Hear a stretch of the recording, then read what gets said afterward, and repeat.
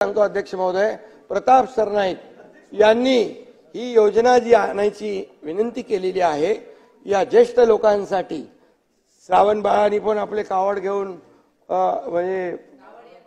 कावड यात्रा केली होती। तर असे अनेक आमचे सदस्य आहेत की ते आपल्या आपल्या मतदारसंघातल्या ज्येष्ठांना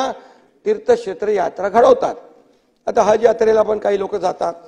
ते त्यांची यात्रा करतात आणि म्हणून याच्यामध्ये प्रताप सरनाईक यांनी या योजनेमध्ये हिंदू, ख्रिश्चन, शीख, बौद्ध, जैन धर्मियांच्या महत्वाच्या तीर्थ आहे ना, हो तो आहे ना, अरे हो आहे, ते तर हज यात्रा आहेच ना।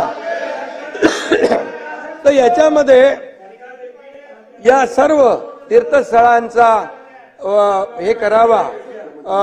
मुख्यमंत्री तीर्थदर्शन योजना करावी अशी मागणी आहे त्यांची। अध्यक्ष महोदय, मी सांगतो आपल्याला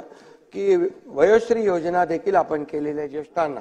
वयोश्री योजना आपण केली, हॉस्पिटलमध्ये आरोग्याची तपासणी असेल, त्यांना औषधोपचार असेल, त्यांना देखील आपण आरोग्य विभागाला मी सूचना दिलेल्या आहेत, त्यांना एक वेगळं ते गेल्याबरोबर त्यांना उपचार त्यांना मिळाले पाहिजे, ती देखील आपण योजना केलेली आहे। आणि ज्येष्ठांसाठी आपण ही जी काय आता आपण मुख्यमंत्री तीर्थ दर्शन योजना हे आपण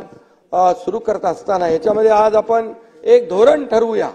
एक पॉलिसी ठरवूया, नियमावली करूया आणि त्याच्यामधून दर वर्षाला किती लोकांना आपण देऊ शकतो, 5000 लोकांना पाठवू शकतो, 10000 लोकांना पाठवू शकतो, अशा प्रकारची नियमावली करू आणि त्या नियमावलीच्या अंतर्गत आपण बाय रोटेशन या ठिकाणी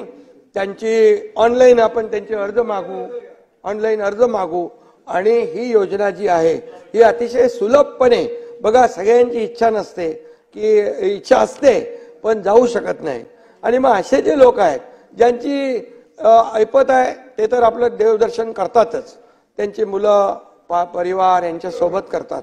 पण काही लोक आहेत त्यांची इच्छा असून देखील त्यांना करता येत नाही। म्हणून अशा ज्येष्ठांना आता ही जी आहे, कारण ही महाराष्ट्र ही संतांची भूमी आहे आणि म्हणून या ज्येष्ठ नागरिकांसाठी मुख्यमंत्री तीर्थदर्शन योजना आम्ही लागू करू आणि